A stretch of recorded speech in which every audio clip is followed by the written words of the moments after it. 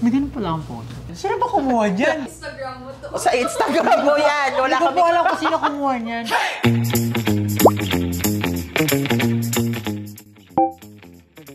Bulaga. Saan siya?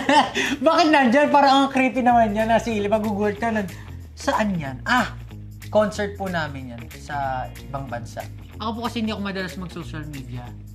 As in, siguro po, pag nagpo-post ako sa Instagram, ang pagitan, 1 month, 2 months, ganun. Tapos siguro po naisipan ko lang, picturean mo nga ako dito sa likod na. Ay! Ride safe siguro. Ride safe, Pablo. Ako, nakakalungkot po yun. Yung helmet ko po dyan, yan po yung isa sa mga lightsaber ko.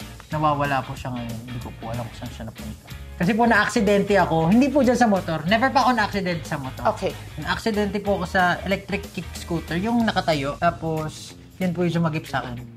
Mahilig po akong magmotor. Yun po talaga ang hilig ko ever. Hindi ko pagpapalit sa buong mundo. Ayan, recent yan. Isa po sa mga recent travel. Nagpunta ako sa Thailand sa safari po nila. Ang cute nung unggoy. Nakalimutan ko yung pangalan. Simula na ni Pablo. Yan po yung first ever single na na-release ko for my music video. Sa Bacolod po yan. Siguro very memorable. Alam niyo, sa totoo lang po, parang ang bilis ng pagkakagawa niyan.